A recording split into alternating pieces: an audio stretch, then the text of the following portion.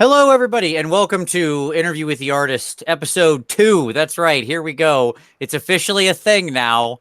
I guess we're going to go ahead and stick with this. And I am very excited to have my second guest join us. Somebody I am incredibly honored to have on here. My friend, my senpai, my absolute inspiration in art for a long time. The man who gave me maybe the single most sort of thing that's stuck in my head for years and years and years about competition. Mr. Aaron Lovejoy, how you doing, buddy? How's it going? I thought for a second you were going to say herpes or something. You just can't get rid of it. It's there. It won't go away. There's not enough penicillin in North America. Take a beer from me. No. No. Only positive things. I feel honored that I'm number 2 because I'm kind of known for farts and pooping and stuff. So sure. It's perfect. It was the appropriate place to slot you. Yeah, absolutely. Yeah, I wouldn't have felt right anywhere else. That's awesome. So we're gonna chat for the next hour or so. We're gonna talk to Aaron. This is a laid back sort of show. For those of you who didn't watch episode 1, well, thank you for showing up randomly to episode 2. I appreciate it. And what we're going to do is just talk to Aaron, talk about where he's come from as an artist, what he does, what he's working on. We're going to look at some of his stuff, and then we're going to do some questions from all of you. So that's the plan. It's a laid back kind of show. SoCal surfer style. Exactly. Get out the sort of Hawaiian shirt type of thing, get out your Mai Tais, couple pina coladas. Yeah, yes. Exactly. There Sit back and relax and enjoy the train wreck. Because it's on, baby.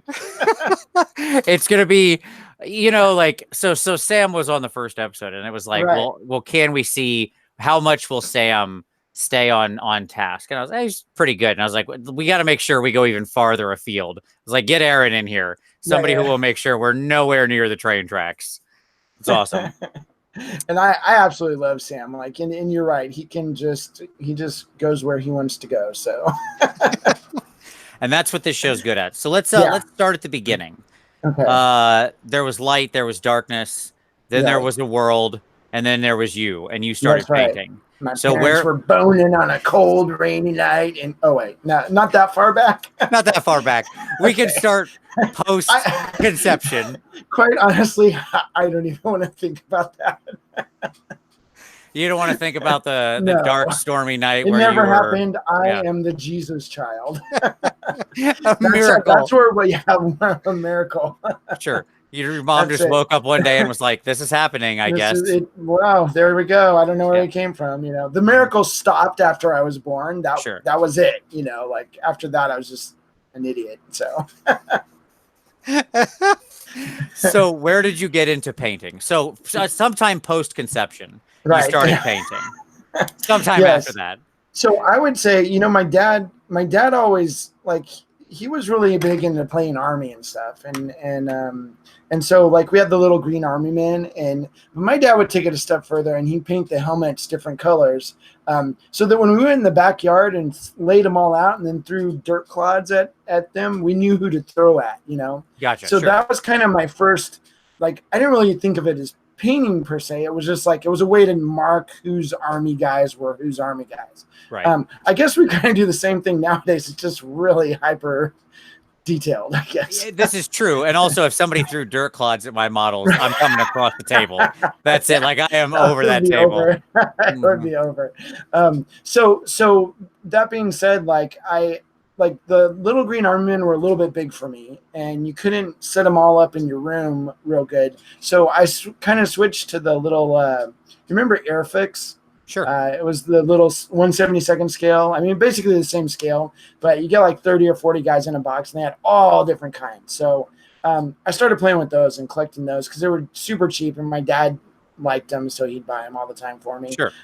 So that's kind of where I got into playing Army Man, and then we had testers paint because every once in a while we'd paint the helmets on the green guys. So I started painting those little 170 or the 1/72 scale guys. Now testers is a lot different than, well, obviously it's an enamel, but Yes. One of the properties of acrylics that I didn't realize is it's like a plastic. It's a liquid plastic. So it has a little bit of give to it. And that's why when you bend your little, Warhammer guy a little bit, it doesn't just flake off. Right. Right. Typically it doesn't. And so I found that tester's enamel would dry a hard shell on the outside of the model. And if you bent those little models, it would pop it off completely. So you'd have like half of a mold basically. And I thought that was the coolest thing ever. So that was my early childhood of painting miniatures, was to put paint on them and then peel it off. Peel it back off. Yeah, because it was cool. It was like, when you get a sunburn, you pull that big old thing of skin off and you're like, look at, Yeah, it's when you get the joy of when you get a hangnail and you finally get it to pull back, and then it stops somewhere around your elbow and you have to go to the hospital. Yeah. Right. Typical little kid thing, it was destroy what you have made. And so I was really good at that.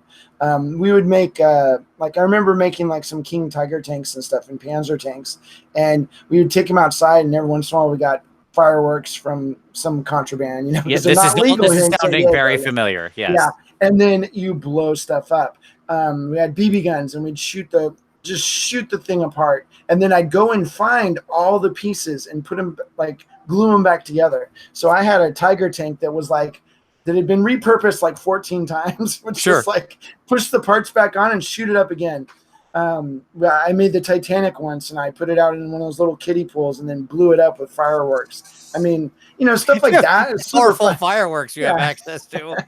Yeah, I think back then it was more about the destruction than it was actually the painting and stuff. Sure. So, but then of course, I discovered skateboarding and girls and models was like poof gone, and I think one of the real turning points was it was late in high school. We went to San Antonio, and we went to the Alamo. And I don't know if you've ever been to the Alamo. But, I have not. I mean, it's literally just the church. That's all that's left. I mean, I remember it, obviously. But no, I've never been there. Everyone remembers the Alamo. Come on. Of course. But off to the left side, there's part of one of the barracks is still left. And they actually made a bigger part of the museum right there. And there is a full-scale model of the Alamo. Okay. The whole thing, not just the church, the entire actual fort. Yeah, which is much larger than the church. And it was all built with little teeny tiny bricks, little red bricks that I had some at my house. Like me and my dad would make little dioramas and stuff sometimes. Sure. And they used all the 1/72 scale figures that I had been playing with. And they were all painted like thousands of the Mexican army and stuff, right? And then the defenders of the Alamo, I could see how they'd kit bash certain models, and because I had never thought of that, like cut the top off of one guy and put him on a different guy, right, sure. And so that was like the coolest thing I'd ever seen. So I went from I just like girls and skateboarding to holy cow, this is really cool. And so it kind of got me primed for when a little bit later in life I discovered Warhammer 40K, and that was by accident. I walked into a game store, and I didn't even know game stores existed. So you didn't walk into like a Games Workshop store or something. This is just like local game store. You walk in, they're selling board games and D&D or whatever. Sure, exactly that. It was in Old Town, San Diego, so it was in Old Town, and it was just called what was it called? I don't know. It was some game store. Sure. Probably not around anymore, given how game stores work. Right. Exactly. And I remember walking in, and I was looking at board games and stuff, and I was like, oh, wow, they have a store for this, And I walked around a corner, and there was a Warhammer army on a table. And it wasn't finished, but it was mostly finished. Mm-hmm. And it was just like jaw drop. Like, this is the coolest thing ever. It happened that sun crested through a skylight at that moment. Yeah, and it was like you are a nerd. Embrace it, And so, but even with that, it took a couple more years. Sure. And I was at a movie theater, and I went into a Wizard of the Coast store, and they had Warhammer 40K on display. And I recognized the name, Warhammer, but I really, really liked the sci-fi genre. Sure. And I think it was growing up with like Knights of Armor and all that stuff. When I saw it in Warhammer, it just didn't do it for me anymore, because I'd grown up with that. I didn't care. But I loved Star Wars. I loved all the sci-fi movies. And it was exactly that. It was, they had the ATST looking walkers, the old Sentinels and everything. Oh, yes. And it just I was sold right there. So I bought a box, the starter box. That was 3rd edition, so it was Black Templars and Dark Eldar. That was the set. This is a banner time, because this is when I Yeah. started playing 40K as well during 3rd Right, edition. So yes, right, I know right. exactly what you're talking about. Yeah, so I did that, and then kind of the rest is history. I mean, I think what really helped early on was, do you remember the old Outrider program that Yeah, GW sure. had? Absolutely. Okay, There's if it no was, way most of our audience is familiar with that. Like, I'm sure a lot of people, yeah, because that's like it's been a while. 200 years ago. Yeah. Yeah, it does. It feels like, oh my God. But yeah, I remember the Outrider program a lot. It's scary, Vince. One day we're going to be talking, like, remember 50 years ago? When, oh my God, this is not good. We are really screwed. Mm-hmm. But we'll probably have more crackly voices then. Sure. But I look forward to that. We may be talking to the grave. Who knows? But yeah, if it wasn't for those Outriders doing constant events and stuff and having like the Rogue Trader things, and I totally sucked at the game. So it really was all about the painting at that point. Like I loved playing the game. I just couldn't. I couldn't do it. Like I just suck at rolling dice and everything. But I'm bad at generating random numbers. Yes, I'm really bad at that. Like I think it starts with bad decision making. Okay, there we go. Now we sourced it. When it comes, and then I roll bad. Like Gotcha. it just is what it is. But but I knew that I had a chance at painting. I really enjoyed the painting part of it, and I saw a couple guys convert stuff, and Sure. I was like, I'm sold. I want to do this, And so I think it was those Outriders doing those events and holding, like, they'd hold little mini paint contests and stuff. Right. So it kind of got maybe my competitive juices flowing a little bit, and that's kind of what drove me at first. It was like, and then there was other really good painters, like not a whole lot of display painters in San Diego, but a lot of really good army painters, right, and guys that were doing crazy conversions and stuff. So that was really inspiring, and it kind of just kept me motivated to keep trying to get better and better.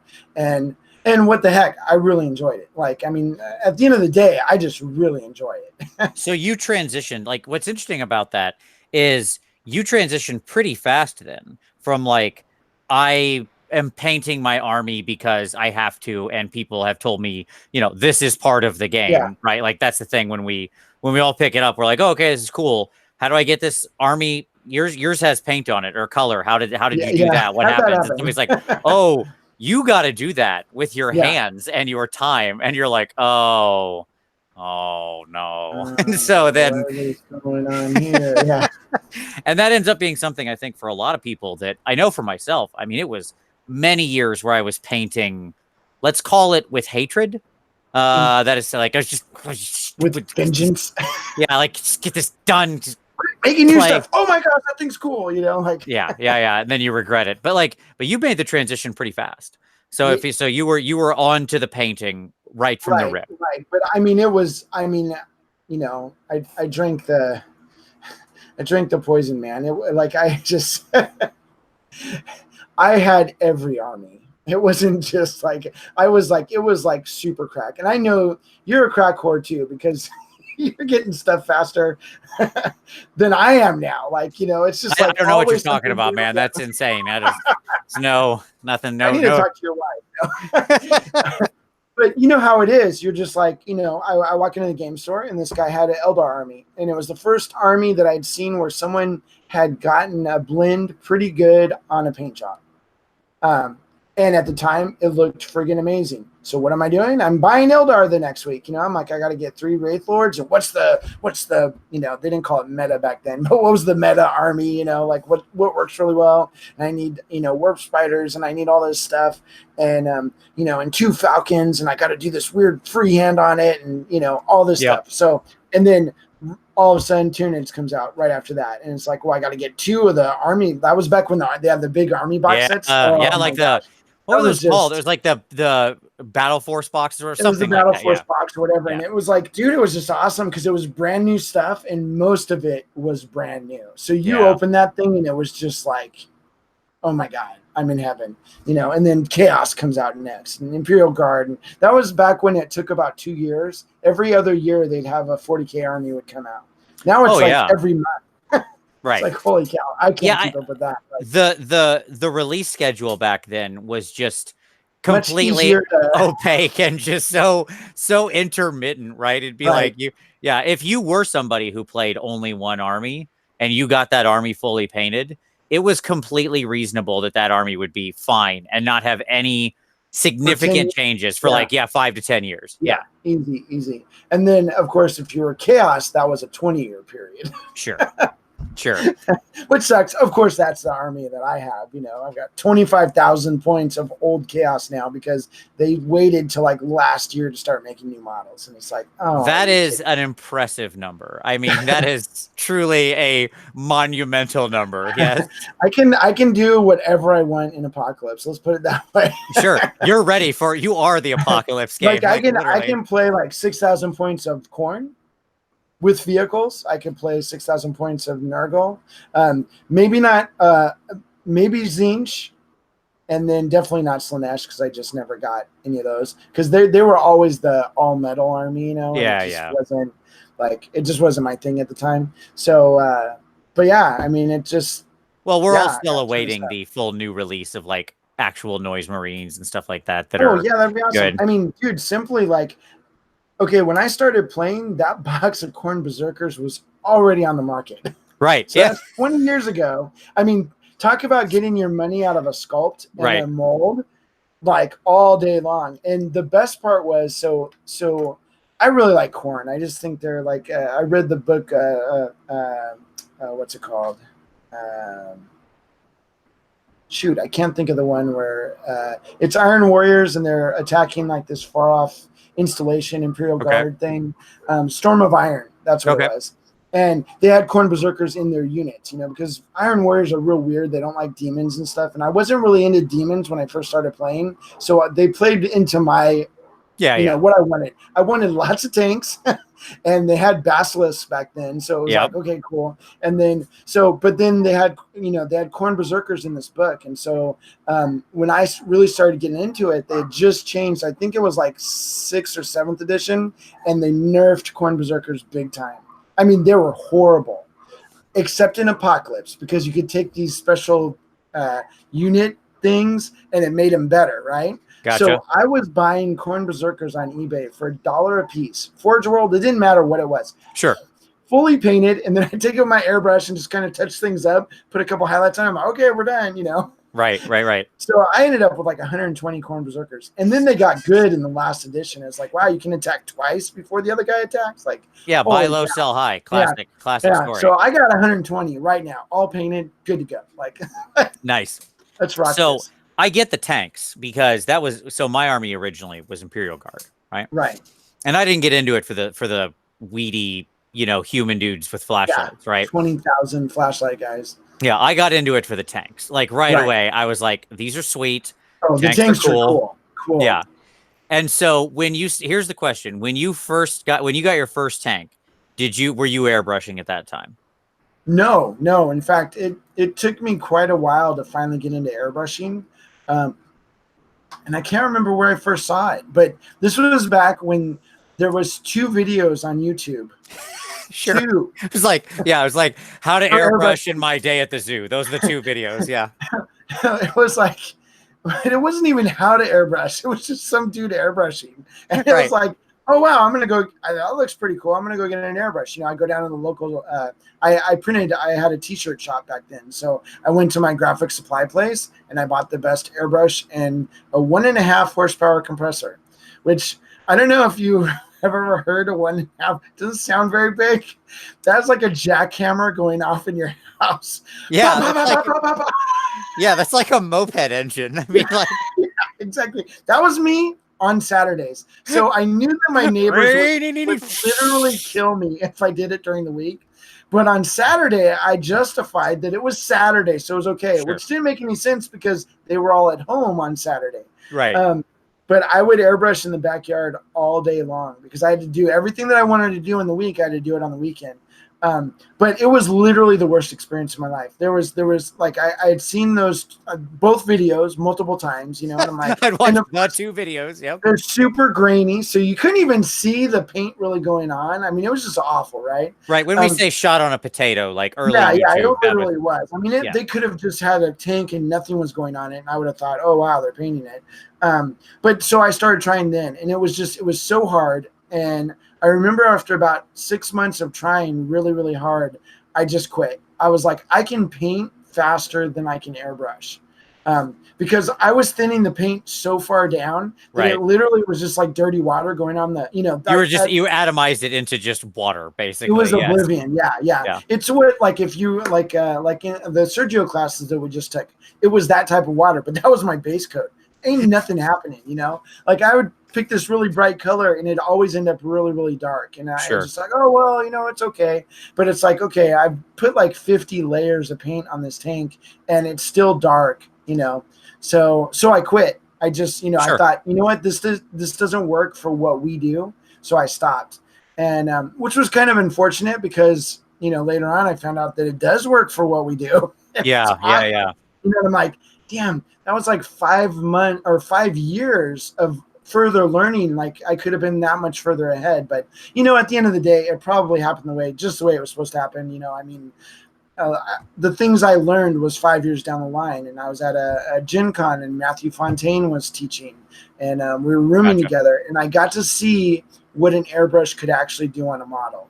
And once I saw that, I was like, oh, okay, I must have been doing something real wrong. Not to mention he had a gravity feed and I had the siphon feed. Yeah, sure. But the thing was, I went into that graphic supply store and they're like, I'm like, give me the best thing you got. And they gave it to me.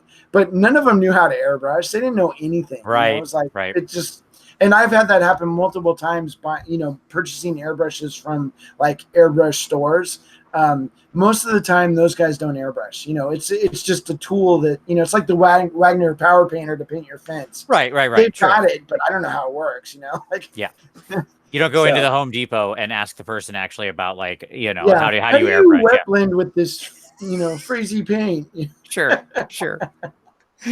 Right on. Yeah, I think about all those original tanks I just painted with like, just I'm trying to find like some brush I would have used, something just like this, right? Just some massive flat brush or something like that was it. That was the tank brush. They think that was even what it was called. Like the big brush was just called. Yeah, like the GW they have new ones now, but back then they actually had a tank brush, and it was just this big round thing that you just kind of like, just slopping it on straight out of the pot. Like, this is the most amazing thing ever. Oh, absolutely. In my head, because I don't have those models anymore, right? So I'm spared from looking at them. But in my head, like I had done it all in some winter camo pattern. And in my head, it's awesome. Like that army looks so cool. Yeah. But if I saw it, I'd be like, oh God. Holy cow, what was I thinking? I actually have the very first miniature I ever painted. And I don't know how that happened. Like, because honestly, it's a piece of crap, it's the sergeant from that first box set, the first, starter kit. Yeah, sure. And so he's just like this, and he's got his pole, and I dry brushed it bolt gun metal over black because I wanted to be Black Templars. I put probably the worst freehand you've ever seen. Nice. Hey, but you were trying. I was like, dude, first model, I'm even doing freehand. I mean, I didn't know about the other game stores. I just thought it was this one game store in Old Town, and they had a little bit of stuff on display, but not much. So I had never seen better painted armies right. Until months later. And so I remember taking the model. I had gone over to my parents' house at some point, and I took the model over there. I'm like, hey, Mom, look at what I did, and I was just so proud of it. It was so good, and like I look at it now, and I'm like, if I can do it, anyone can. Sure. Same thought I have. Moral to the story. All the time. I don't have. That's so amazing. Sam has the first model he ever painted too, and I was like, how do you both have the prescience to do this? It's an accident, quite honestly. And I had a problem getting rid of anything. Like, I'm a miniature hoarder. Like, and so I remember when I started doing like commission painting, and this was before like I got laid off from work in the financial crash back in 2009, and that's kind of when it happened, because everyone was just like, hey, paint me something before you get a job, and then all of a sudden I was swamped, and I was like, hey, maybe I could do this. But before that, I would have little jobs for my friends, and they were like, oh, I'm making $2 an hour, great, Yeah. But it was really hard. Like, people would see my miniatures or something, and I always painted pretty well back then. And they'd be, oh, can I buy that off you or something? I just couldn't get rid of it. Like, there was something about it. It was like, I think it was just I'd put so much work into all of them, no matter how bad they were, that it was just, or maybe I could use it later for an army, or, there was that fear of, it really was a hoarder's mentality. Like, yeah, it wasn't because they were that good, Right. Yeah, it's absolutely like the show. You just walk in, there's just stacks of miniatures everywhere, and somebody's pulling out like half of a broken ogre, and you're like, Right. they're like, what is this? And you're like, well, look, so I had this Ogren army planned. It's like, from a White Dwarf a while back where they talked about how you can use all Ogren and Ratlings in an Imperial Guard army. I was kind of thinking about doing that one day. Yeah. And then for the next hour and a half, they're searching through their closet looking for that White Dwarf so they can show you. Like, I don't care. Like, they don't even make those models anymore. Like, it's over. It's over, man. Yes, I keep like an old do you remember the Empire War Wagon from Warhammer Fantasy? It was like the 6 dudes in top of the big cart that was pulled by 2 horses. I have one of those, and it was one of the first models. I was like, I'm going to try to paint this like the box. Yeah. Right. Yeah. And so like that, it was famously like black with yellow and red alternating on the sides. And of course, what did I do? Like, I primed it black because that's what we did. Yeah. And then I just took out my yellow paint and straight out of the pot, like, licorice. One coat, we're good to go. So I keep that because I was like, that's my instructive lesson. Like, remember where you came from. Yeah, exactly.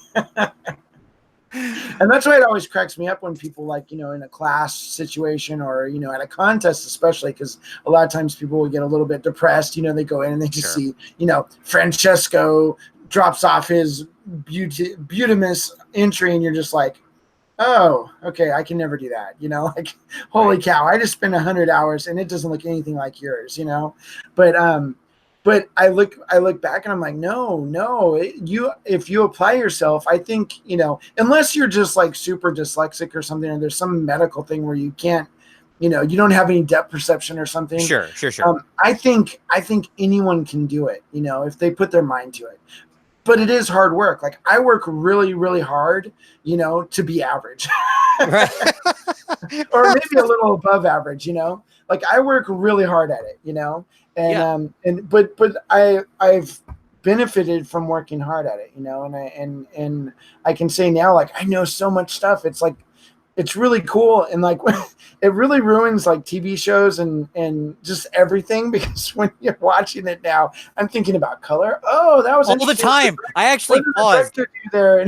Yes, I paused. So I'm watching like Lucifer with my wife. This is a tangent. Right. Here you go. I'm watching Lucifer with my wife, and I literally had to pause it because I was so fascinated by the lighting they had set up in the scene, where they had like a warm yellow and it was creating this reflection point here, and then a heavy shadow, but an under reflected blue light. But it was still, I was like, but look how it's positioned. It's not positioned from a front low light because it's not reflected on the side of his nose. They wanted to only catch the chin line and head. I'm like, and she's like, can we just watch the show?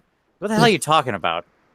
So I had the exact same experience happen when Liz and I first started dating, and we're long distance. We're watching Netflix all the time, and we'd be watching like a concert going on. Like, wow, do you see how the blue like went across, and like, but what it did to his face, because there was another lighting situation, and she's just like, I mean, she paints too, it's just like, but it's like, you start thinking of these things, like, how does that metal reflect, because non-metallic metal is, I mean, even true metallics, you have to figure out what's going on, and start, like, for me, I really have to develop like generalized rules. So I have rules for everything, and then I just break them all. But I need those rules to kind of get me in the right mind frame, and so I just watch things constantly. And one thing with like non-metallic metal that I've noticed is that there are no rules. It's just a hot mess. But I started noticing, when does metallic, like shiny chrome or something, look really cool? why did it look really cool? You Right. know, why does that tree look better than this tree when I'm driving down the street? They're the same trees, you know? Yep. And so I started noticing those little things in it. And really, if you start paying attention, it makes a difference in your painting, because you're like, you start incorporating, like, why did that, like one time I was driving down the road and there's all these bushes on both sides, and they're the exact same bushes on both sides. But one side was really interesting looking and it caught my eye. The other side that was closest to me, there was nothing that caught my eye. It was just like, okay, these are boring. But I started thinking, why are those ones boring and these ones interesting? And one was, it was monotone. Yep. And it was a little bit splotchy. So like it was more filled in, the bushes. And on the other side, there was more holes and gaps. Yep. And there was like yellow sprinkled into it and some other colors. And it was like, okay, I get it. That those things made it interesting. So how do I paint this person's face to make it more interesting than the red kimono she's wearing? You know, it's like, right. How do you use that negative space, that visual confusion that you were picking up on, right? In the bushes, how do you integrate those kind of things? Yeah. Roman Lapotte has like an Instagram account. And he often posts under like tail of the banana whale is his thing, where it's just pictures of interesting stuff in the world that he thinks look neat. You know what I mean? That you can use in for painting inspiration. So that's a worthwhile Instagram account for sure. All right. So you're painting all this. You're obviously well accomplished in competition. When did you actually start competing seriously? You know, what did your competition arc look like? Well, funny you should ask that. My first competition was actually this last year's Crystal Brush, and I did. Sure. That was the first one. Like that.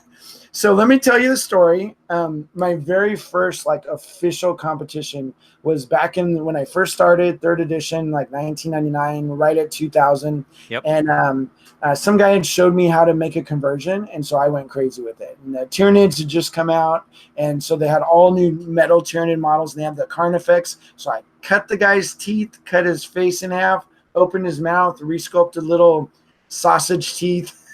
Yeah.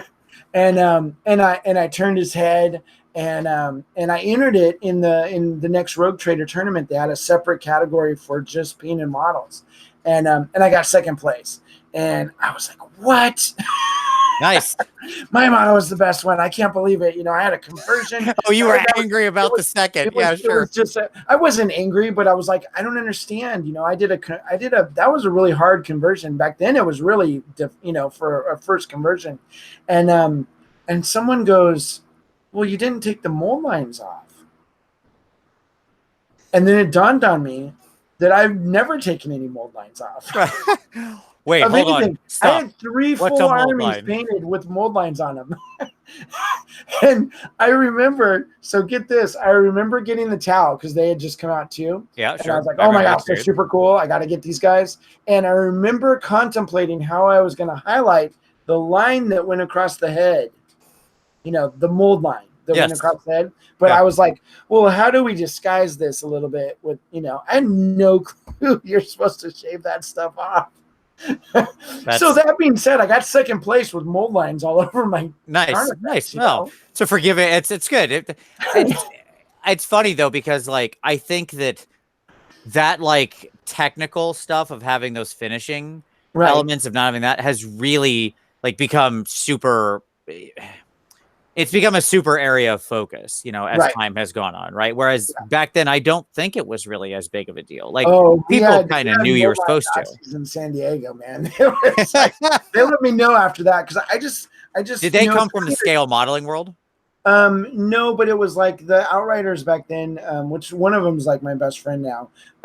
But it was like it was like a higher standard, we're like the GW painters, and at that point, that's all that existed was GW. There was, I'd look at the Reaper and I go, what are those broccoli bases? Those are weird looking. It's single pose models. Like, what is that? Sure. And so I didn't really I was very focused on, but it was what I liked. I really liked the sci-fi genre. I loved the way Space Marines look. Like, take it back another 5 or 10 years, and I look at the really old Space Marines, that would have never interested me. They just look hokey. Like the actual that sort of early era old school, ones. yeah. So if I had been introduced to like Warhammer 40K back then, I probably would have not been interested at all, because there was something about the aesthetic and the way things looked. Like, do you remember the old Sentinels that looked like the little chicken? Yeah. Oh yeah, yeah. Again, not interested in that at all. Right. Absolutely. The new Sentinel that looks like an ATSD. Oh Yeah, my the one God, that was all like day the long. first plastic Sentinel they put out. Yeah. Because I had my guard army, I had 3 of the old, because I mean, obviously I had cobbled it together, Right. out of whatever. The story of Warhammer is never having enough money to actually buy what you want. Like that's all miniatures wargaming, right? So it's always your armies were cobbled together or whatever you could afford. So I had like 3 that I had scrounged on eBay that were the old crappy metal ones, and I hated them, but it was like, what am I gonna do? I want to have more of these things. And then I had 3 that were the new plastic ones. I loved them. They were such a good model by comparison. Yeah, totally. So yeah, that definitely like, got me more interested in stuff. But yeah. So you were competing, and then you've continued to compete from there. How often do you compete now? I feel like not very much. And I almost don't consider like just turning work in as competing, because my heart's not really in it. It might be something that I'm like, well, I put a few extra hours in it just so it looks a little bit better, and I have a chance maybe. But like in competitions like Crystal Brush, if you don't bring the Hurt Locker, like forget about it. And you can bring the Hurt Locker and still walk away empty-handed. I mean, it's so high level that it is what it is. Yep. But a lot of times, like the last few years at ReaperCon, I've brought just a piece of work that I was working on. So it was like, okay, well, I'll be part of the contest and stuff. But back in like in the Golden Demons, it was like once a year, because I could only afford to go to LA. Sure. So I'd go to LA, and then as we kind of branched out and LA disappeared, then it was like Baltimore and Memphis and stuff. But I think probably competing wise, there's Gen Con, which I would like to put a piece in this year if I can. The hard part is just finding the time. Right. So, and I feel like it's a little bit depressing when not to throw the whole depressed artist thing at you, but sure. It's a little bit depressing when you're like, hey, I've got a good idea, and then I just have no time to do it. So, I either half-ass it or I just don't do it. I put in a piece of work and I'm okay, good. But I would really like to do a special piece for Gen Con this year, because I did Maximus last year and that was a lot of fun. I wasn't planning on entering, but it kind of came together, and then I was like, well, shoot. He did. He was gorgeous. I'm going to put in another, 4 hours and like really ramp it up, and it was kind of fun, because it was the first time I looked at a model in the cases, and I'm like, man, I'm really proud that I put that model in there. Like, nice. It was cool, and it wasn't just like a afterthought, like, oh, I'll put this in because I have it with me. Right. So I'd really like to do that again there. ReaperCon, I'd like to have a new piece for. Like last year I did Jason, the Friday the 13th Quest, and that one was super fun. But of course I was the guy who had actually won that Maximus model was going to be at ReaperCon. So I brought it there, and I'm like, well, I'll throw it in the contest too. And of course they awarded me a gold for Maximus, but he was like way more colorful. Obviously I get it, but sure. I was so excited about Jason. I'm like, I shouldn't have entered that other model. But it is what it is, whatever. But I'd really like to do at least Gen Con and ReaperCon, get something good. And then I would really like to, I know we talked about it privately before about Games Day. And I mean, dude, it's the first Games Day back. And dude, it is going to be the gnarliest competition you have ever seen. Golden Demon, AdeptCon 2020. Get ready. It's going to be a madhouse. It's either going to, it's going to be the most disappointing thing we've ever seen. Like nobody enters because they're all scared, But I don't think so. So you've got guys that never entered Crystal Brush, because Crystal Brush kind of took the place of Golden Demons a little bit. But you have guys that were heavy hitters at Golden Demons that never entered Crystal Brush. They just disappeared afterwards. And I guarantee you those guys like Victor Hardy and some of these other guys didn't stop painting. Oh, no. So it's literally like, it could be like some of these guys are like multiple Slayer Sword winners might have a solid entry in every single category. Yep. Like just for looky-loo and checking out cool, beautiful models, even if you're not a fan of Warhammer, the Warhammer world aesthetic or whatever, I think if you're a fan of good painting, you're going to see some ridiculous stuff. It's going to be fun. There's like 6 years of pent up US energy, right? Just like ready to just yeah, like it's Like gonna be bad. everyone's going to be covered in semen, you know. I was going for more the illusion, but that's okay. You just go straight to it. Fair enough. I'm just trying to think of like these raunchy, cartoons and stuff I've been watching. Sure. Family Guy or something, just poosh. Sure. Exactly. But yes, I think it's going to be freaking awesome, and we've seen a ton of really cool GW style models in Crystal Rush in the last few years. And GW doesn't care who you've entered it in, as long as it hasn't won in a GW event, boom, you're good. Yep. So, I mean, it's like, think about it. Like some of the stuff that Benjamin Cantor did 2 years ago. Yep. Holy absolutely what I think crap. of. Yeah, his Yvrain or whatever, right? Yes. And I think it's on a plinth, but he could very easily just pop it off and put it on a gaming base, and it's a single fig. And they're okay with plinths now for single fig stuff. Oh, they are? Oh, okay. I didn't. Wow, I'm like way out of the loop. That's okay. But that being said, I'm kind of thinking maybe Gen Con and ReaperCon gets my creative juices flowing again, maybe. And there you go. The only thing I'm really scared of is that it will be like an idea of all ideas, and it will encompass all my time for like 3 months, and I don't have 3 months. Right. So, I'm really like banking on the fact, like every speed technique I've got, but then also just putting in the extra time to finish it and make it like super, super nice. So I'm excited about that. And I'm definitely, I don't know. I think it's going to be cool. Like, I am very excited. I want to take a look at some of your work though. Let's do that. I want to flip over. Here we go. Because your work has always been like really, really inspiring to me. And I want to share some of this with everybody. So let's do that. All right, here we go. I got all my old t-shirt graphics and stuff. All right. So you've got some pieces here you shared with me. So let's take a walk through this. So that one was I think I did it for Reaper. I can't remember. Yeah, because that one's at Reaper in their like little museum collection thing. And I can't remember the story behind why I gave it to him, but basically it's the undead king or whatever. Mm-hmm. And the only part of that model that's like he comes with the chair and that's it. And so I built the steps and the kind of the lower part of it. And then it came with that little girl on the side. And so this was my first model that I ever did non-metallic metal. And I was like, I think I can do this. Right. So that was my first, like I think good representation of non-metallic metal. You were also pulling out the OSL here. We can see with a little bit. Because I had, so the idea behind it, and what's funny is I've still got the other model in my cupboard. This was the curse, and so the whole story behind this in my head was he had asked for eternal life or something, but they said okay, but you're gonna die, and you'll just still be alive. So that's the whole glowing eyes thing, and he's literally stuck on his throne for eternity. Nice. But he's always alive.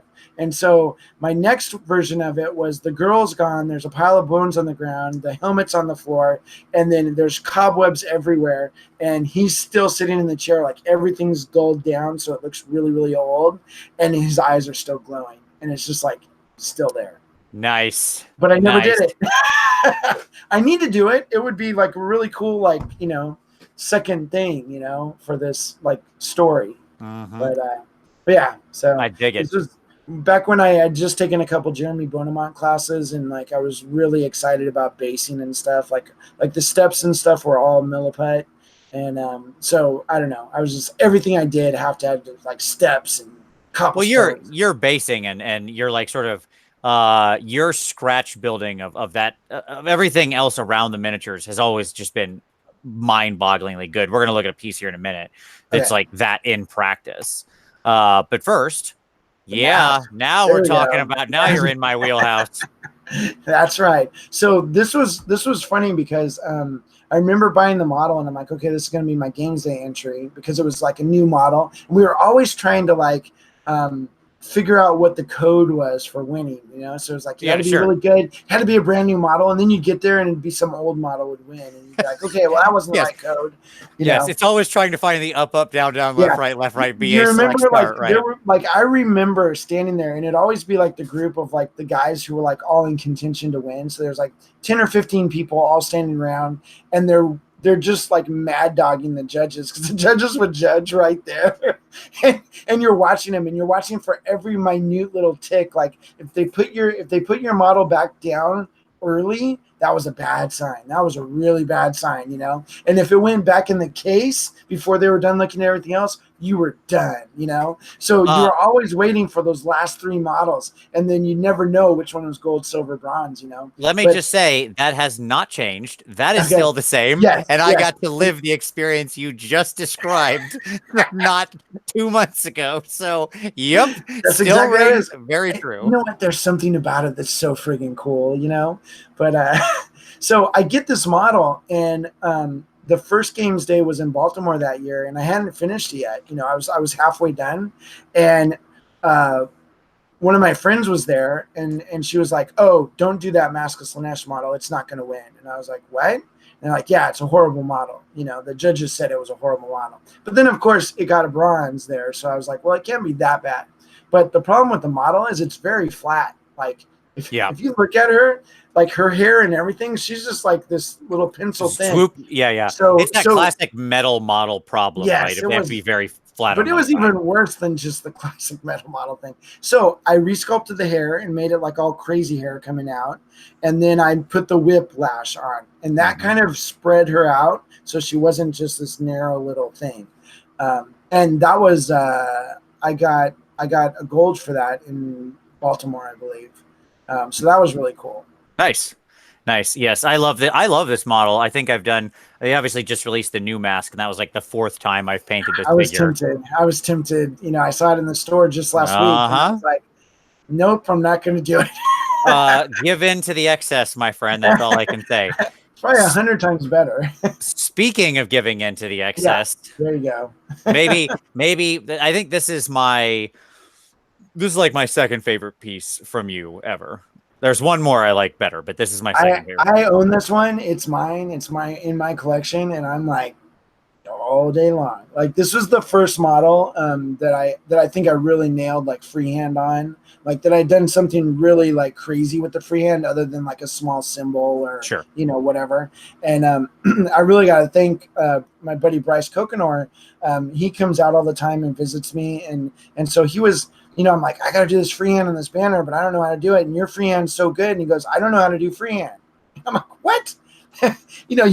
You made a tapestry of the emperor crowning Sanguinius, on a guy's cape, and it was perfect. There's no way you don't know how to draw. And he goes, I don't know how to draw. And so he started showing me the little tricks where he takes little paper cutouts and sticks them up with blue tack. And, it's like MacGyver's it, And so I did the same thing. And granted, there is some art that you got to figure out, like you can't just trace something, but that was the first one where I really got it good. And I remember thinking, I'm going to get disqualified because the boobs. So basically she has like a pearl necklace that has like nipple rings on it. And the pearl necklace kind of covers the nipples. Nice. It's just kind of tastefully covers them. Yes. It's artistic now. Yes, absolutely. No, I love this piece. This is so awesome. The banner work in the back, the scenery that she set in, and obviously, like I was a huge Mordheim fan, and so like having the road to Mordheim, right? Like I loved everything about it. Mordheim was like a little bit before my time, and so I didn't, or at least people weren't playing it in San Diego when I started. So someone said, "Oh, she should be going to Mordheim or whatever," because I'd already had the idea of the archway and stuff, and I'm like, she's got to be going somewhere. It's the road to somewhere. What's a town? Right. They're like Mordheim, it'd be cool. So then I'm like researching Mordheim and like all the stuff, and you got the asteroid that what's the rock called, the Yeah, Weird Stone, I think is what it was called at Weird that point in stone or time. whatever, yeah. Yep. And so if you look at there's another angle, you can see there's weird stone on the ground and it's glowing, and that's where the little monster underneath, yeah, exactly, is coming out from there. And so my idea with this one was like I really wanted to tell a big story with it. And there's like, there's the story of her, but then there's the backstory of the poor schmucks who have come before her. So like on the back of it, you find a sword and a shield that's sitting down, and Right. no guy. So obviously he got ate. That's pretty common. Yes. Yeah, it happens. But then I just wanted, like, I remember, like, I'd watched a show earlier that, about Rome or something. And they had mile markers. And so you knew how far away you were from the city. So I thought, this is a mile marker to Mordheim. It's got some old tattered flags on it. Part of the flag's down on the ground. And then there was like, I put little like wanted posters and stuff on the side of the pillar there. Right. And so, you have this whole story of like, this used to be a thing. Like people used to come by and they're like, oh, look, somebody's looking for this person, or this is for sale or whatever, and then maybe like rest under the flags, out of the sun. And so now it's just this decayed, thing. And this paint job really was a combination of, doing a couple Jeremy Bonamont classes. So that was my blending and stuff, Sure. getting good at that. It was an incredibly slow process, but it worked, And then he showed me how to make flags. So those flags are sculpted out of milliput and green stuff. Nice. And so, but they're razor thin on the sides. Like everyone thinks they're paper, but they're actually putty. And but then like the archway was, I had seen a Ben Comets video on making terrain, and he made an arch, And then the stamp thing at the top of the arch that has the little symbol. That was a ReaperCon. I had been talking to a guy named Michael Proctor, and he showed me how he uses those little Stampin' Up stamps. And so he finds interesting shaped ones and he puts them on bricks and stuff for flooring. And I'm like, why couldn't I just do that like for plaster, So I thought, it'd be cool if the plaster's all falling off, but there's still this design, in there. So this one really was a combination of everything I had learned from so many different people, all the influences in my life, Right. And I mean, and like I said, I got to keep it. Like a lot of stuff now I don't get to keep anymore, even the really good stuff. So I'm really, I don't know. This is, I think, my mom's favorite piece. I had to sculpt a second boob on her because I just couldn't do the mono boob thing. Not uncommon. A lot of people go for the second boob sculpt. Yeah. So, even people who aren't confident in sculpting are pretty sure they can make a little round piece of green stuff or something, right, and get that in there. Right, right. Yeah. And then the seeker that she's riding is anatomically correct, so she's got a nice flappy vagina. That's would be. I'm glad you really went all the way. I went all the way. So in the original idea, and this is where sometimes ideas change as you go. It was going to be on the rag, because I just thought, like, what is the craziest thing?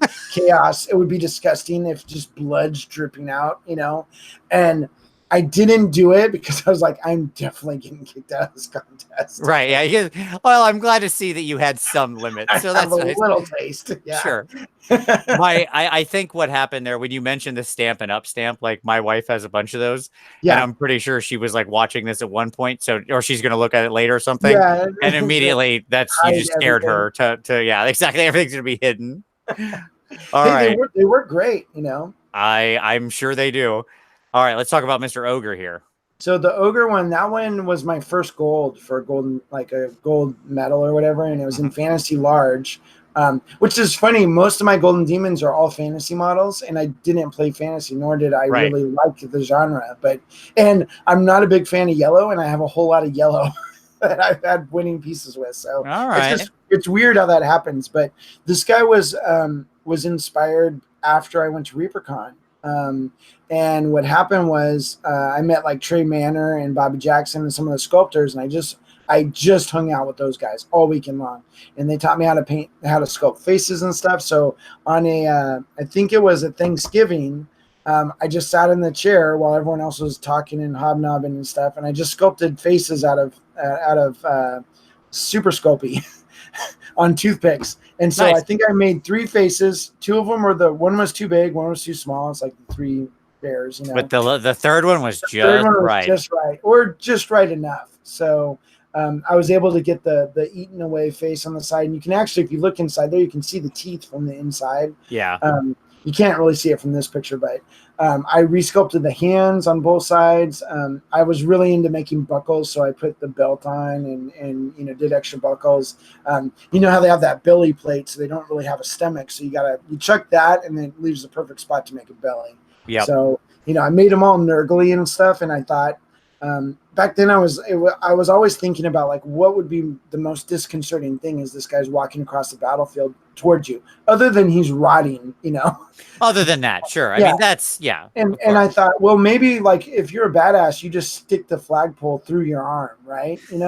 So that's what he's doing. He's holding that flag, and it goes directly right through his arm. And it's funny because even the judges, like, no one noticed it. And there's like literally, like, I made it so there's gore coming down the flagpole. You know, and it's just like everyone's like, oh yeah, he's just holding the flag. And I'm like, no, it's through his arm, like. That is awesome. So that was a lot of fun. That was, I think I really enjoyed doing all the conversion work and stuff, back then. I don't do that as much anymore. I think because it's harder to make money, in commission painting, doing that stuff, because it's just a time sink.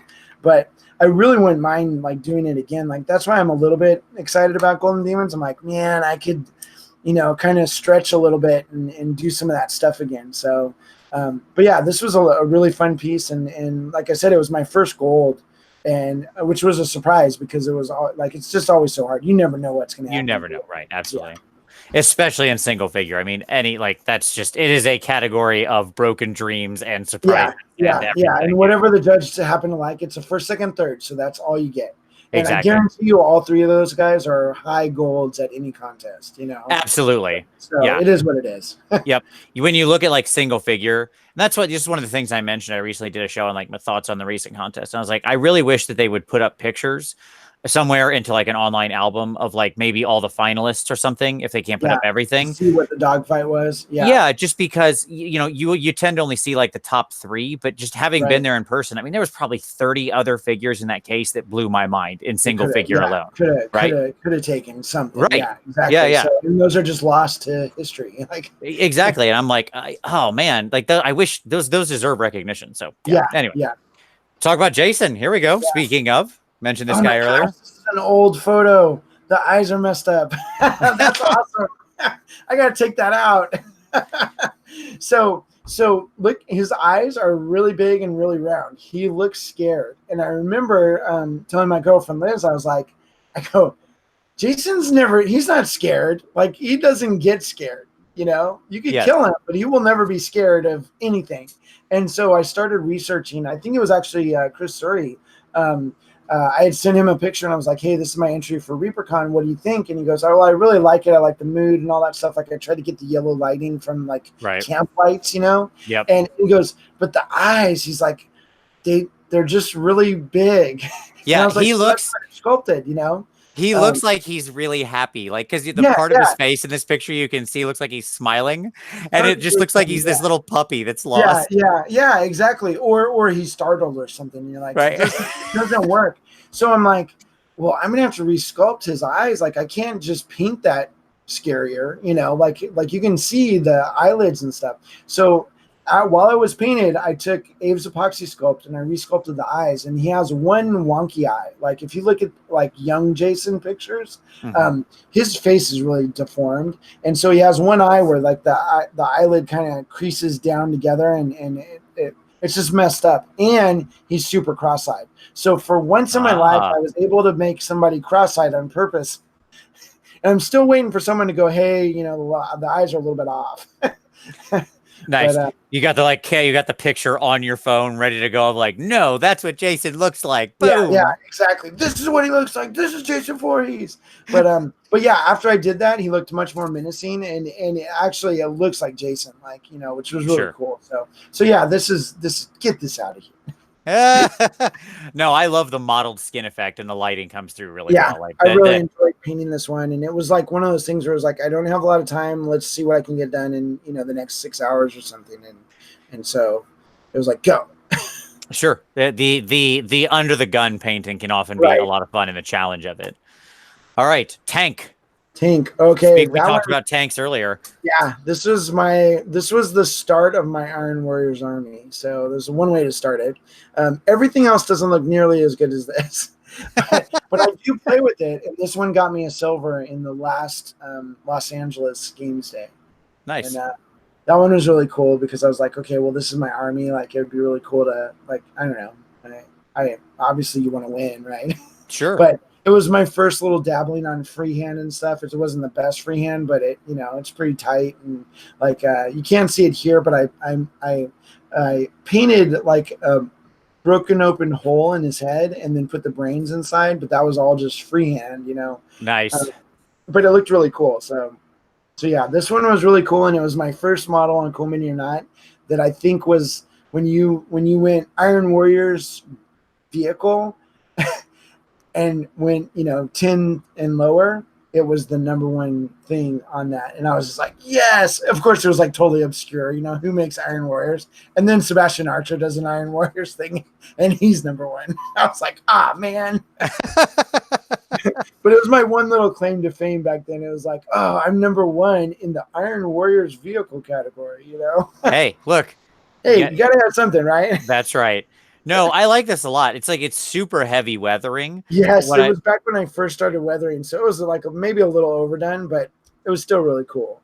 I love that you use the blue sort of pigment paint weathering in here some just to break it up. It's a really great example of like I'm not sure that what would cause the blue, right? Like it, but it needed something. Exactly. Yeah, it's where art should win over some kind of realism, and why I like so maybe it's brass and maybe it's like some sort of verdigris or something, but it's still more on the blue side, but that totally goes with the orangey tones of the rust. Exactly. So and that's kind of what I was thinking, because I got mostly done with it, and oh my gosh, dude, this was back when I first started doing weathering. It was just glaze after glaze after glaze, like you were slowly building up color. Now I could wet blend that weathering on, like I could do the whole vehicle and look better than this in like an hour, like the whole thing, one strokes on everything. Right. And like I look back at it and I'm like, wow, man, that bulldozer blade took me like a couple days, just to get the weathering on it correctly. Right. So it's just funny how things change over time. But it's definitely one of my it's still obviously my favorite vehicle in my Iron Warriors army. And it's always at the front of my 6 Vindicator, battalion that's going on in the Apocalypse game. So and of course they shoot it first, Always. The secret to getting a model removed from the table is to spend more time painting it. Yes, exactly. The amount of time it spends on the table will be directly inverse to the amount of time you spend painting it. Secrets, no chance in hell that thing's lasting more than like half a turn. Top of one. Yeah, absolutely. It's really dead. Okay, never mind. All right. Let's talk about Death Note. I love the Death Note. So this is another one of my kind of speed painting things. I started this at ReaperCon last year, and I had the model. I really wanted to paint it, and it comes with a bunch of toothpicks for the quills, and I was just like, "What?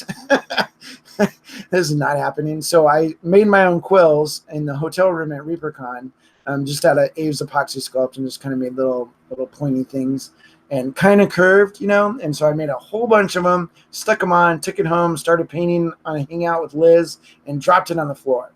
And so I had all these quills broken off in my floor. Oh, no. So I re-sculpted a bunch of quills, and I made more of them. And I think I like, because if you look at like the pictures online and stuff, he has just tons of quills and stuff. It's like crazy. Right. So I didn't want too many. I didn't want it to be a distraction, but I definitely wanted more than I had. And then I took a lot of artistic license with this guy, because he's basically white and black in every picture. And there was a couple pictures where he was a little purpley tone maybe. And so I was like, okay, maybe the lighting is giving him a purpley hue. So I went with purple, and then I started doing the hair, and it's jet black and it looked like crap. And I'm not the biggest fan of painting hair, and he has a lot of it. So I was like, well, purple and, that warm green goes great with purple. So let's just make it like there's a green light above and call it a day. And it came out really cool. And this one, I didn't have to resculpt the eyes. So he just has those big bug eyes. And Death Note's eyes are just friggin' sexy as anything. So Well, it's a great one of the things I love about this piece is just you mentioned like the lighting. I love how Right, you have the opposed sort of lighting here. Like you have the yeah, magenta purple coming in here right, stronger, right. and then the warmer green light coming in up here. So I really Yeah, like that. it's But the directly opposite. yep, exactly. And then the touch with the eyes, and this is such a small thing, but it's something that I'm sure you thought about it. This wasn't an accidental thing, but I want to point it out for everybody else. But when When I sent you it off to China to be painted, they just the secret this of the pros. oh no, this space Uh, underneath the iris, right? Like when you rotate an eye up and somebody's looking straight on, yeah, it makes them look crazy yes, instantly, right? yes. Yeah, He's crazier than that, and like it doesn't show up that good even in the pictures. Like in real life, those eyes are bodaciously yellow. Like it's like blind, like it's just super creepy. Like and so yeah, the eyes were super fun to paint, and yeah, I wanted him to be up high because it definitely gives kind of that, and his head's kind of tilted a little bit forward, right. so it definitely gives that like just crazy, like maniacal almost, Yes. Yes. and having that, I mean, it's the most saturated color on the whole thing, but it's in a very small spot. So like it pulls you in, and then it actually, I had it at LVO and I was playing around with it, and Andy Wardle was there, and I just asked him to look at it. I was like, hey, what do you think? I'm having a problem with the hair. Like it was like one of those things where when you overwork something for so long, it just gets worse and worse and worse. Sure. And I was doing that, and there's just some sort of mental block going on. And so he came, took a look at it. He told me a couple things like around the eyes, and he told me make a different reflection on the eye because the eye is bigger, like make a realistic looking reflection. So I did that, and then he also told me what to do with the hair, and it was basically treat it as one flat surface, put the highlight across that flat surface, and then adjust highlights per strand of hair. And Gotcha. so it definitely made it totally worked. I was like, and the way he explained it, like I got it in my head. I was like, I understand. Like I totally understand now. So, that was, again, it was like one of those things. And, he's like, oh, are you entering it in Crystal Brush or anything? And I was like, no, this is just for me. But like a month later, I went to Atlanta, and there was the Atlanta historical show. Yeah. And so I decided to enter it there.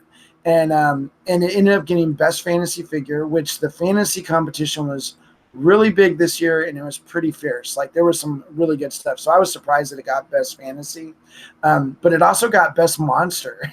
Nice. I was like, holy cow! Like I was just happy to show it. Like it took probably. I mean, this one took longer than Jason. So Jason, I think it took me 4 hours to paint Jason, and it took me 4 hours to paint his base. How retarded is that? Like, this one took probably like 16 or 20 because there was some funky stuff with the hair. And it's funny, he seems really simplistic, but getting all the wrinkles and everything, like Oh really no, high yeah. detailing, all that Yeah. stuff. And it's very easy to start getting twisted. Like, you start losing contrast, or just something weird happens, or you over highlight an area and now it looks weird. So Right. getting it all to tame together took a little bit longer. But even still, I mean, 5 years ago, saying, "Oh, spend 20 hours on that," would have been a joke. Like it would have been like, "No, it's gonna be like 100," Right. and it Sure. wouldn't look half as good because I didn't know what I'm doing. So There is a definite like translation where you can like you suddenly be able to do more faster. I think it's partially just because you have a better grasp about like how to get where you're going, right? I yeah, often think like a lot of the road of that time spent is just finding out where the road is. exactly. Yeah, yeah. You're like you're instead of taking the straight line, you're kind of wandering back and forth, Yeah, right? Yeah. yeah. There was one of the best advice that I got early on was, and I thought it was a joke at the time too. But Jeremy Bonamont, we were talking about. He's like, how do you? Or someone asked him how he paints so fast, and he goes, "Oh, just don't make mistakes." And ha ha ha, that's funny. Yeah, totally true. Don't make any mistakes, and things go really really quick. Oh, And that's the that goes back. secrets revealed as Yeah, always. That's what we're doing here. it goes back to my set of rules that I set up for myself. It's there to get me 80% of the way, and then after that, I can art. I can change reality. I can do whatever I want, but that 80% gets me to a spot where like in the hair, I only had to make minor adjustments to get it back in line. Same with like the eyes, stuff like that. But if you only have to make a minor adjustment, oh my gosh, it just makes things so much quicker. Like I know that generally the light will be on this side and it will be right here, Right. Now, do I have to adjust that? Probably. But I know for a fact that I can put it there and be okay for the next step, Right. Right. So yeah, just don't make mistakes. It's easy. Simple. All right. So then we got a couple army shots. Yeah. There's a nice penis shot there. There was actually a bunch of people thought that Privateer Press had released an anatomically correct version of that model. Because it's swinging in the wind just right. But Sure. That's a Reaper penis sprue, cleverly used on that guy. But this was an army for our billionaire customer. Or maybe millionaire. I think he's a billionaire. I don't know. But it's this young guy, self-made, just does whatever he wants. And so this was like one of those armies that he's like, I need this army in a week. So my business partner, Alan, and I just went crazy and painted it all up. Nice. So that was a fun piece. I wanted to throw in a few army stuff just to show that I do mostly armies, actually. Yeah. Well, this one was one I really wanted to show because I love this one. Yeah. It's a super cool army piece. That was my first army painting video on my Patreon on Miniature Monthly, and it was also a commercial. It was a commission. There you go. Yeah, something like that. So it was really fun to try to get the most out of everything with just a little bit of time. And I think each model was about 2 hours. So it was like one of those things where it's like kind of medium high end gaming. And then it was Infinity, so you can't paint Infinity crappy. Like, right. There's just no way. It either has to be really good or it looks horrible. Right. So that was a lot of fun though, and it actually came out a lot better than I had anticipated. And it was one of those things that kind of taught me a lot about, like, I was really sort of developing my own version of airbrush blending and stuff like that. So it having you do the video and explain things like almost helps you learn the process better too. Like you start figuring things out a little bit better. But then I think my favorite part in this army is those stinking secret weapon bases. Like they just look so. I was going to say, I love the bases, what you did on here. It's absolutely true. Like I was going to actually make a point of discussing it because there's not only the little splash of color, right, in the green to counter the red, or the teal, whatever you want to say, but also just the tiny bits of rust and scratch and, that kind of stuff. Yeah. Yeah. Those are, I mean, when I painted that part of the video, I was just like, I'm in heaven. Bases matter. I wish I could. That's if there's I cannot impress upon people more. Like a lot of people are like, I just do whatever for basing. I put on some mud. I'm like, a decent base makes a horrible model look great. Yep. And that's the truth right there. All right, let's talk about French toast. Yeah, actually, this is making me hungry. It's all about French toast. Yes. I got my loaded brush shirt on. I'm good to go. Exactly. And then we'll end on a very sweet picture. There we go. Aw, you and Liz. Please, sweetie. There you go. She lost a bit somewhere. I don't know. I'm like the luckiest guy. I often think exactly the same thing. So I feel you on that one. My wife as well. So yes. We're both lucky to have found, we're both going up. That's what it is. Yes. Definitely traded up. Yeah. All right. So I want to close out here and if with some questions from we're going to do some questions. We'll do some questions from the audience. We'll do a few of them. So people who are watching, drop your questions in now if you want, but I've got a few. I'll rapid fire some at you. Okay. I have my own set of questions. All right, here we go. You ready? Yeah. Okay. Blue. Oh, well, there you go. That is one of the colors. What is your favorite color? That is legitimately one of the questions. What's your favorite color to paint with? So I would say right now, teal or magenta. Man after my own heart. Teal for sure. Teal is like, it photographs well. It just is awesome. I on board. No pushback on this one. Agreed. Into everything. All right. Who's your favorite? Who's your current favorite miniature artist? Besides yourself, obviously. Yeah. Oh, I just really wake up in the morning. I'm like, God, I am so I'm awesome. so lucky to be me. Um, Gosh, who's my favorite? That is a hard Isn't it though? answer because there's so many good ones. I mean, Uh-huh. like it's funny. Sometimes I'll wake up and I'll open Facebook and it's just like so depressing. Absolutely. You're just like, Son of oh a my bitch! God. That guy just posted his third miniature this week and they're all beautiful and like he's got 8,000 likes and and then other weeks I open it up, it's the same thing and I'm like, oh my God, that was so beautiful. So I think just technique wise and on the forefront of everything, it'd have to be hands down Kirill Kanev. Just ridiculous. Yep. And having had him in my bedroom and painting with 6'7" Heyo. Russian, at my tiny little desk, which must have been hilarious looking. Just watching him methodically grind through painting, like Sure. is not what you expect. It's not this, oh, I paint this little, happy trail or whatever. Like it's just boom, boom, boom, boom, boom, boom, boom, boom, boom, boom. I think I will do this. Boom, boom, boom, boom, boom. And then you look at it and you're like, holy crap, that looks real. Like, Yeah. I see myself looking back from your model. Did you just paint my reflection? Yeah, What is going on here? What is going on here? It's like, well, I thought it would be interesting. Like what? Totally You fair. got my eyes wrong. I'm a little cross-eyed in that picture. But then yeah, he holds the mirror up to you and he's like, but you are quite cross-eyed. Oh no, he got me.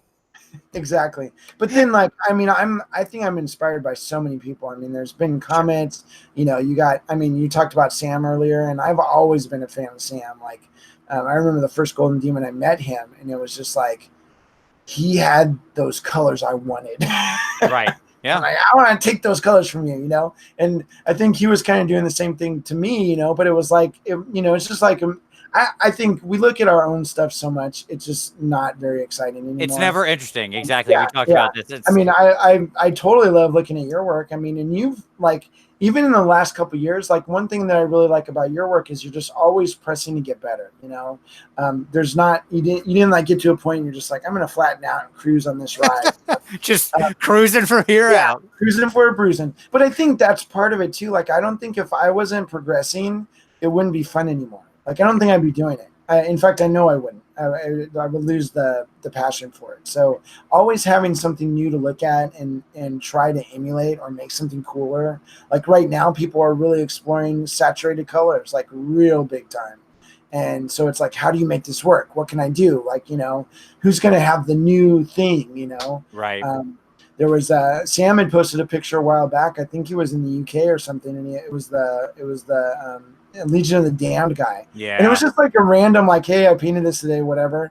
But it was just like, dang, the fire looks real. Like, that's awesome, So like stuff like that, being able to control, like there's kind of like a fun thing of being able to actually control the environment. And when you can actually start hitting things, like you did that mirror recently with the hand. Yeah. And the hand is in focus and the rest of it's out of focus. And it was like, dang, dude, he nailed that. He nailed it. The dude's inside the mirror, Right. And when he touches the mirror, it comes into focus, Yeah. That's cool. Like stuff like that. It's like, part of you is like, why didn't I think of that? But the other part is like, that's inspiring, So like, I really like, I think, you can say one and I say Kirill because he's just like God on earth of miniature painting. Yeah. But at the same time, there's so much cool stuff out there, We live in like a really golden era for this. Like I think back to when, we were talking earlier about getting into it around the time of 30 to 40K. This is the best time to be a miniature painter right now. And in fact, the difference is night and day. It's amazing. Like today, if you started today, you could be a legitimate contender within a year because of all the stuff that's available to you. Well, and that's Ben Cantor's a great example of that, right? Like an absolutely inspiring, amazing painter. I mean, when I was a kid, I didn't really care, whatever. And like, I'm going to sign up to Aaron's Patreon and Ben Comet's Patreon. And I mean, he's been on my page. He's been a private coaching student for almost over 2 years now, Right. And I remember the first photos I got from him, I thought it was a joke. I thought he was trolling me because I was like, this is so freaking good. Like, I don't have anything to say. But then I started looking at it and I'm like, well, maybe this, maybe that. And he told me later, he goes, it's funny, we talk about stuff and like, I always like when I'm giving my opinion on something, it's just that. Whatever, Right. take it with a grain of salt. It's just ideas. Like, what if it was my piece? Maybe this is an idea. And so he goes, I just let you talk, and then something brilliant pops out amidst all of the nonsense. Because I found a long time ago, I had a friend that we would brainstorm like clothing lines and stuff like that, and it was literally just hours of just nonsense, like the most BS, just stupid stuff that would come out of our heads. And something would come out within that time and it would be brilliant. And we'd both like look at each other and go, that's a really good idea. Like we went from like laughing and joking, like this is the stupidest clothing line ever. And then boom, it's really good. So I think sometimes you gotta let yourself go a little bit and let your brain just kind of wander and embrace the nonsense a little bit.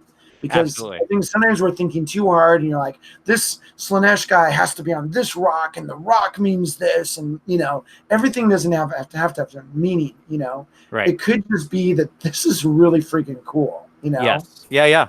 Absolutely. Okay. What is your what paint tastes the best?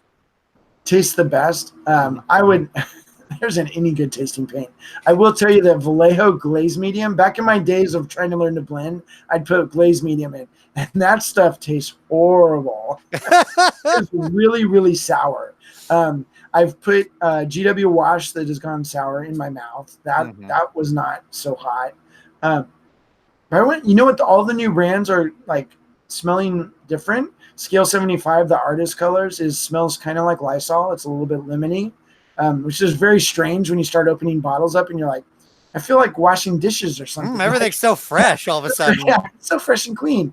The new Nocturna models that I just demoed, they smell like it was like strawberries or something. It was really weird. It was like cough syrup or something strange. So I don't know if they're actually putting like smell flavors in now. Sure. Or what, but just they've cottoned on to the fact that we all lick brushes too much, and they've started like adding a little bit of flavor. They're like, hey, this will be good, So, but I can't really say any of them taste all that good. But I've eaten my fair share of paint. Like one day, that's going to come back to bite me. It's fine. I figure that it'll help me not decay as quickly. So yeah, nice.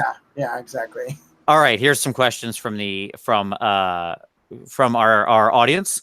So, Bishop says, "What's your best advice for someone who's new, trying to become a competitive painter?"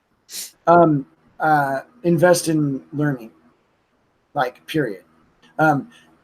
Spend your time, like do your time. You have to go through the process. You have to practice. Like you could have people tell you all this stuff to do, but if you don't practice, you won't be able to do it. You got to realize there's a huge sacrifice.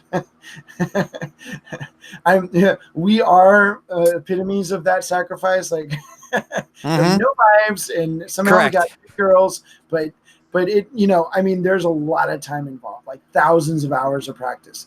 However, right now, like we'd said, is the time for learning. And there's Patreons, there's YouTube videos. Vince, you have a great series. There's so many avenues. There's conventions that you can go to and take classes. Taking the live classes, I think, are good. You're doing weekend classes. Yep. We're doing weekend classes at Miniature Monthly. I think it's really important to get together and paint with people. Do a Friday night paint night or something. So you got to put in the hours, but then also invest in your learning. And I made a concerted effort a couple years ago to invest in my learning, even though I was technically a teacher, I guess you'd say.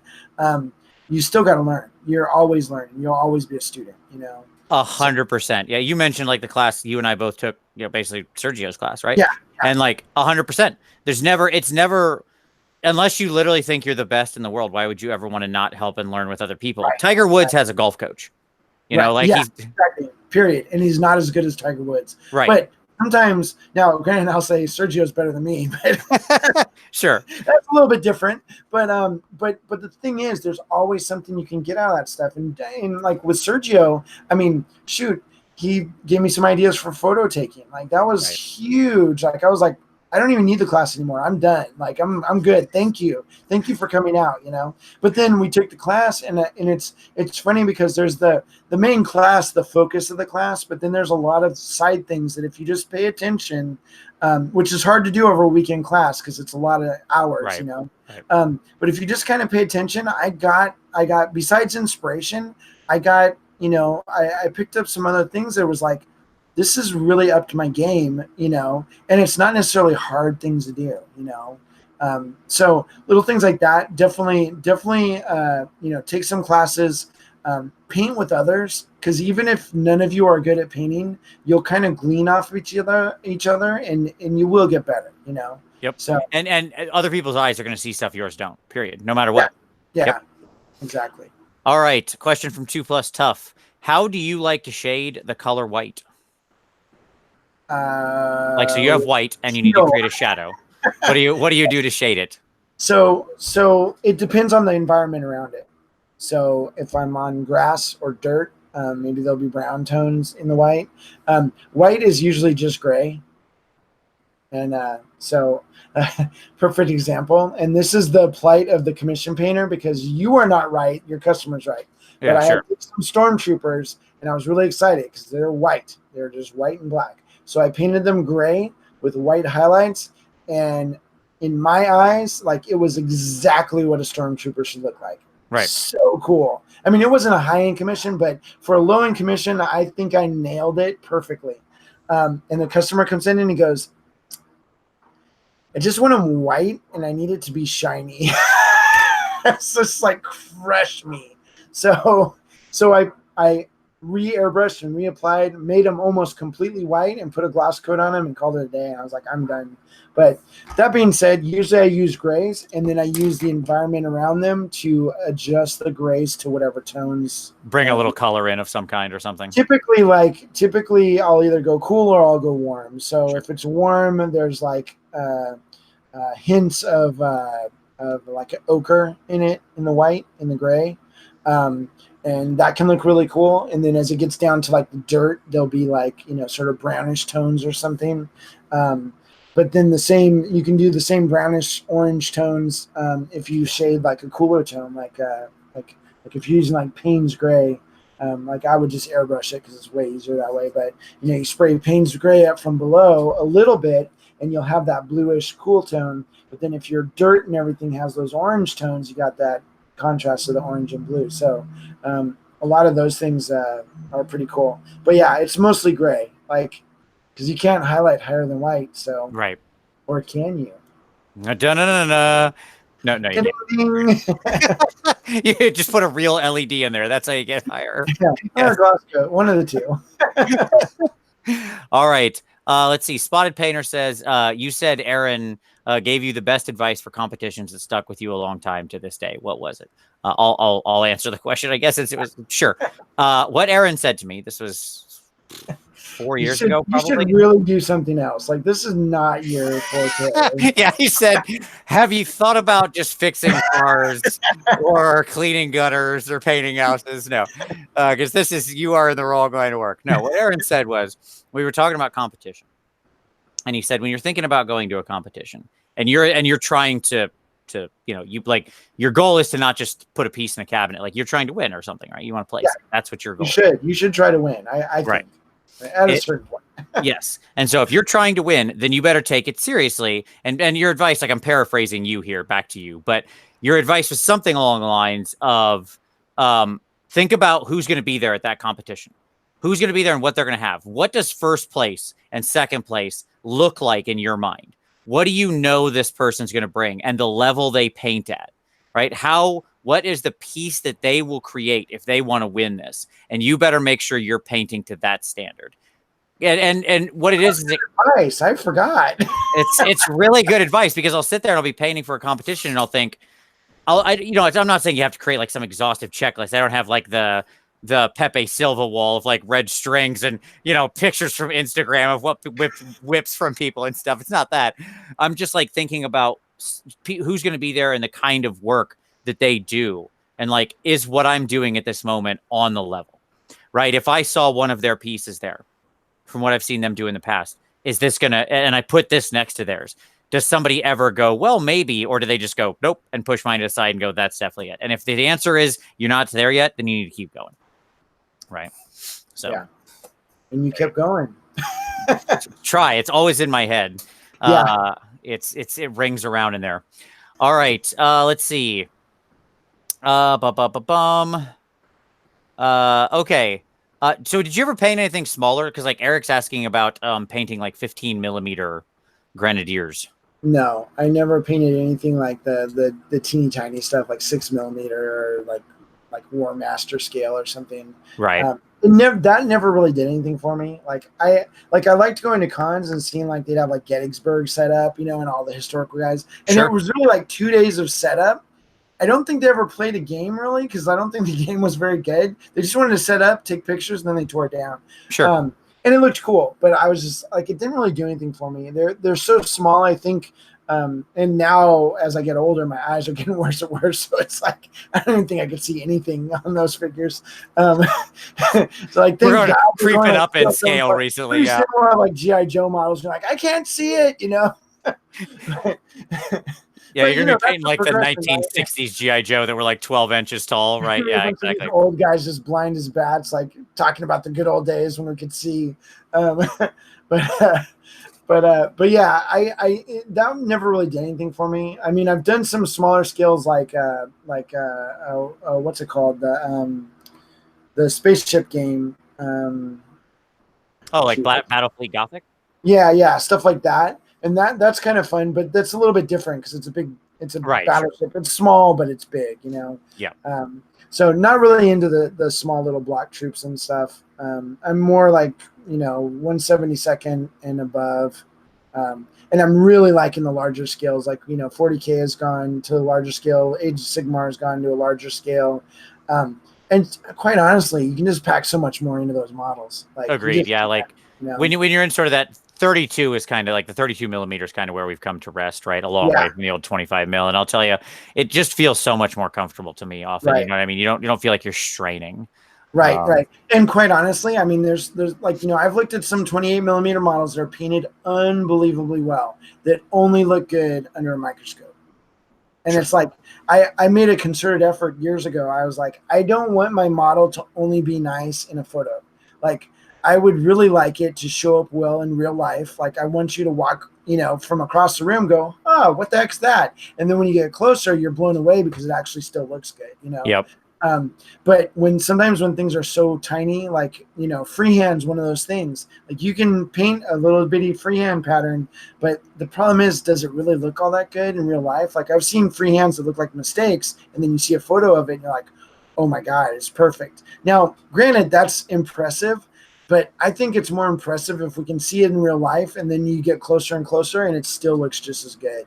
So there's kind of a fine line there, Yeah, I've always said that like my goal with it is at 10 feet. This is how I judge. Sort of. This is kind of how I think about it as a judge. At 10 feet, you should get my attention. At 1 foot, you should pique my interest, and at 1 inch, I should be amazed. Slap you right in the face. Right. Exactly. So that's kind of how I break. You break it down. You want it to work. Yeah. It's got to scale both ways. Right. I've seen models where it's like, you go to a contest and, this isn't to knock the people who won or anything, but you go to a contest and you're looking at everything and you're like, oh, wow, this one's going to be a contender and that one. And then the judging thing comes up and it's like 2 or 3 models that like you didn't even notice. They were so non-existent color-wise and stuff, but they were painted really well. And I get that too, but I think there's more to a painting contest than a perfect model. Like, agreed.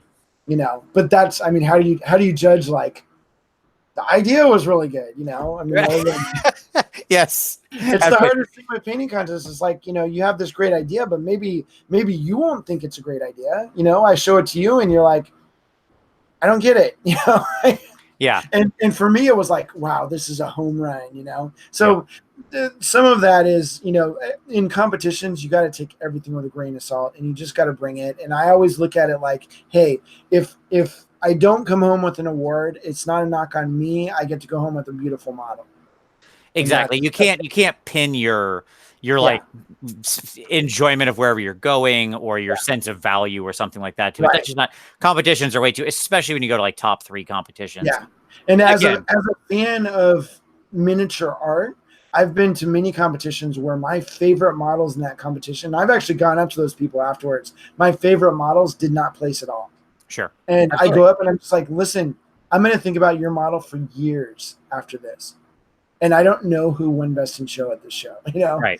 It is what it is. And so everyone's touched differently by art. Other people could have seen that same thing and go, that's the dumbest thing. I was like, I hate mushrooms, and that guy put mushrooms everywhere, you know? So it kind of is what it is. But I approach contests now a little bit differently because a lot of times it's hard. It's a mental battle, and you do have this tendency to, like, especially if something goes really the way you want it to, you fall in love with it a little bit. And then that hurts when that love is just rejected. When that love betrays you, stabs you in the back. You know? Yeah, exactly. You let me down, paint job, you know? But one of my goals now is to try to touch people in the audience, and not, you know, inappropriately, but but like just move somebody, you know, like, hey, I made this thing. I made really, like, you know, you were talking about the eyes look like crazy eyes in that one thing. Like, if that's something that moves you, that's something that you'll remember. Like, if you get inspired by it or it creates an emotion, whether that emotion's good or bad.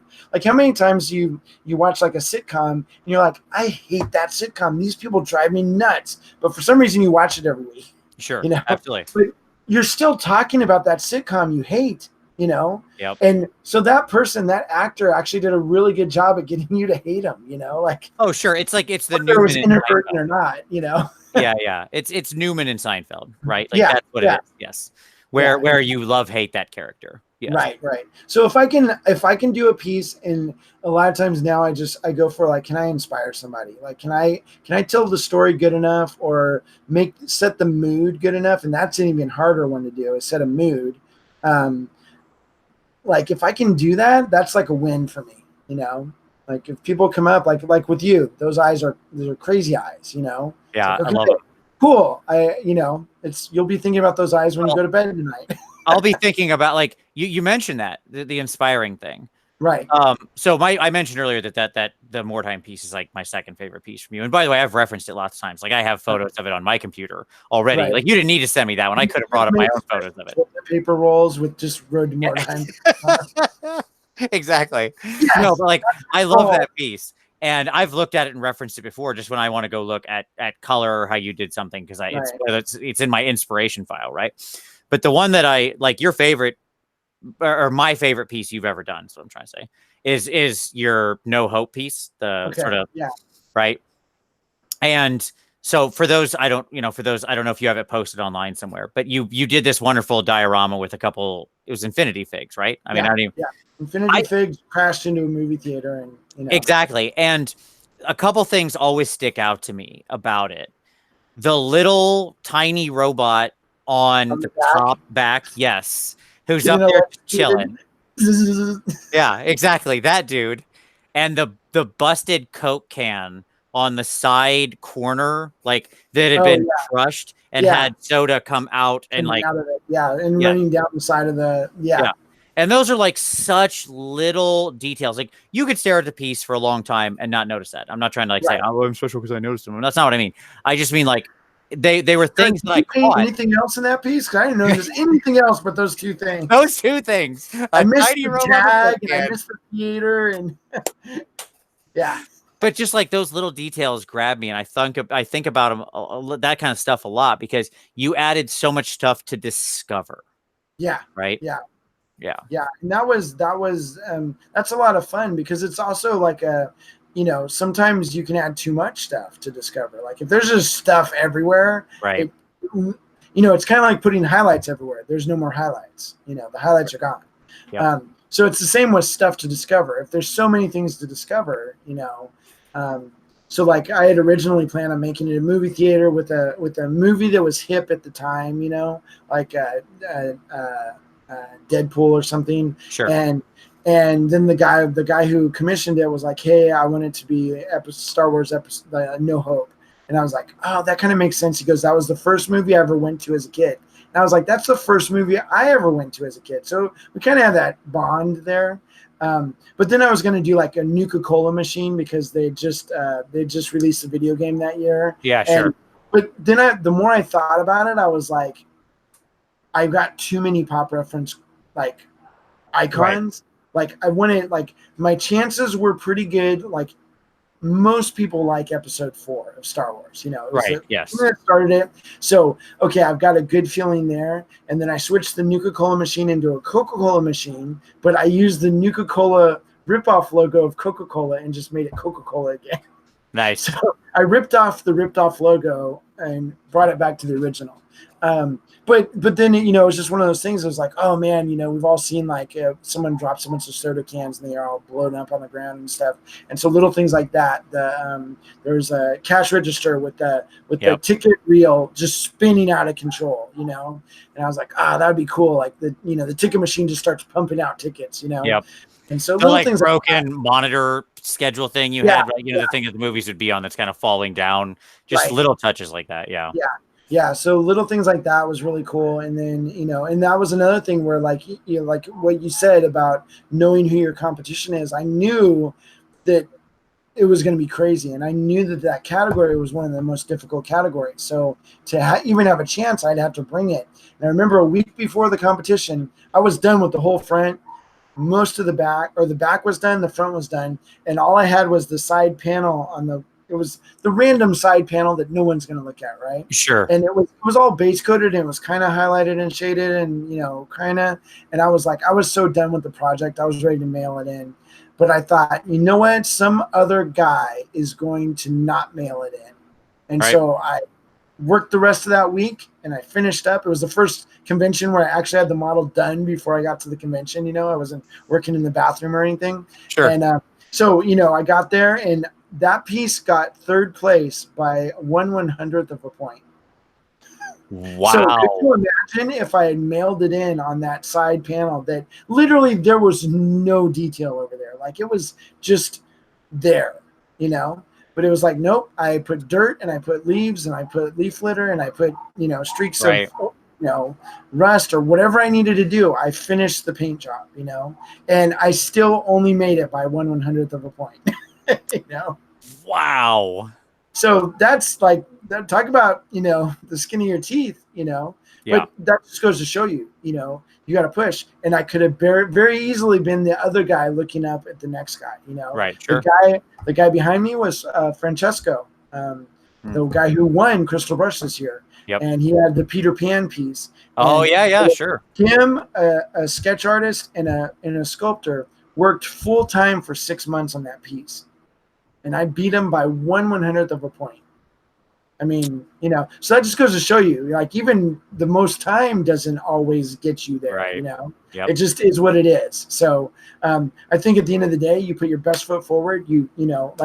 For contests, I'm always like, fighting like a dog, I'm super competitive up until the point I turn that model in. And now I know I have no control. So let's just have fun, Yeah. And whatever happens, The catharsis of the moment where you hand that model over that you've been working on forever. Yeah, maybe you throw up a couple times and then you're fine. Yeah, exactly. All right. Well, Aaron, it's been awesome. I think that brings us here to the end. So I am going to have links to everything that you can, to all of Aaron's stuff, including Miniature Monthly. Obviously, Aaron is part of a studio where they have a Patreon and they have a bunch of incredible tutorials. If you are looking to do some learning, it is a absolutely fantastic resource. The members of that studio of Miniature Monthly, every single one of them are absolutely top notch, and you could not go wrong. I cannot recommend it enough. So go there, check them out. Your time, your effort, your money, all well spent learning from the masters of that studio. But I'll have all the links to that down in the show notes, so go check that stuff out. Aaron, any final thoughts you want to leave everybody with? No, just I think really, like, if you're wanting to get good at miniature painting and do that type of thing, just invest in your learning, and put in the hours, and enjoy yourself. Like, let some inspiration happen. and just enjoy the ride. You know, go to a few contests, see what's going on. Go to ReaperCon or Adepticon; those are great contests. Contests and conventions, you know, to go to. Yep. Yeah, just go for it. You know, don't be scared. You will never know until you start, and then once Yeah. you start, it becomes a lot easier to take the next step. Yeah. Right. Miniature painting competitions and killing people. It's much the same thing. Yeah, The first one's yeah. always the hardest, right? But then after that, it's just a lot easier. Yeah, it's all the same. Good times. All right. Well, Aaron, thank you very much. To all of you out there, thank you very much for watching. We'll be back. As always, this show happens roughly bi-weekly. Depends on, obviously, the artist's availability. But we will be back with more interviews. So thank you all very much for watching, and we'll see you next time.